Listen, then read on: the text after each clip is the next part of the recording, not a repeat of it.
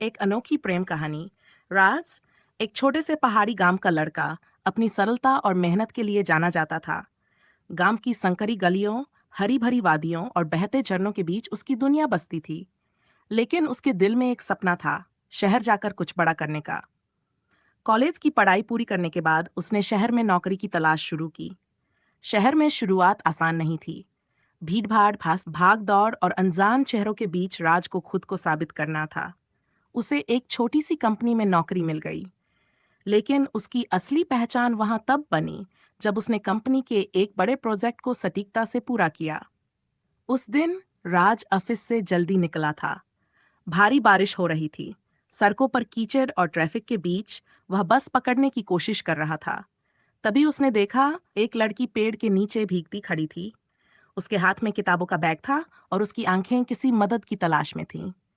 राज ने अपनी छतरी उसकी ओर बढ़ाई और कहा, आपका घर कहाँ है?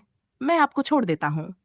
लड़की, जिसका नाम आर्या था, झिझकते हुए बोली, अगर आपको तकलीफ न हो तो स्टेशन तक छोड़ देंगे। दोनों स्टेशन तक साथ गए। रास्ते में बातचीत हुई। आर्या एक शिक्षक थी और शहर के एक अनाथालय में पढ़ाती थी। राज उसकी सरलता और दयालुता से प्रभावित हुआ। दोस्ती से प्यार तक। इसके बाद उनकी मुलाकातें होने लगीं। राज को पता चला कि आर्या हर हफ्ते अनाथालय के बच्चों पर निकालती है। राज बेहद धीरे धीरे बच्चों के करीब आ गया। वह उनके लिए किताबें और खिलौने लाने लगा। एक दिन अनाथालय के गार्डन में बैठकर आर्या ने राज से पूछा, तुम्हारे सपने क्या हैं? राज ने मुस्कुराते हुए कहा, सपने तो बहुत हैं, लेकिन अब उनमें तुम भी शामिल हो। आर्या शर्मा गई, लेकिन उसने कुछ नहीं कहा। कुछ महीनों बाद आर्या ने राज को एक पेंटिंग गिफ्ट की। उसमें एक छोटा सा घर, पहाड़ और एक परिवार था। राज ने पूछा, ये क्या है? आर्या, मेरा सपना है। क्या तुम मेरे सपने का हिस्सा बनोगे? राज की आंखें चमक उठीं। उसने कहा, मैं हमेशा से तुम्हारे साथ था, हूं और रहूंगा। अचानक आई मुश्किलें।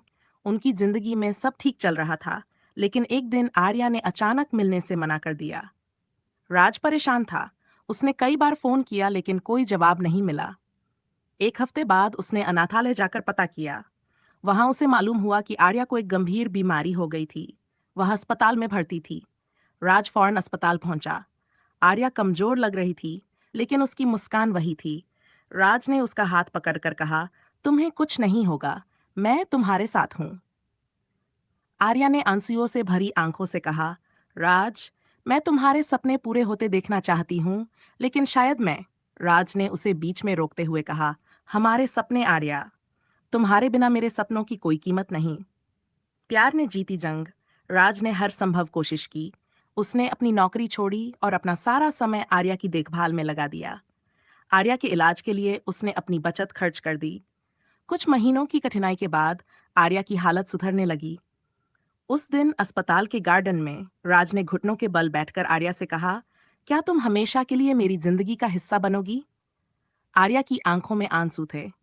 उसने मुस्कुराते हुए कहा, हाँ, एक नया सफर। कुछ समय बाद दोनों ने शादी कर ली।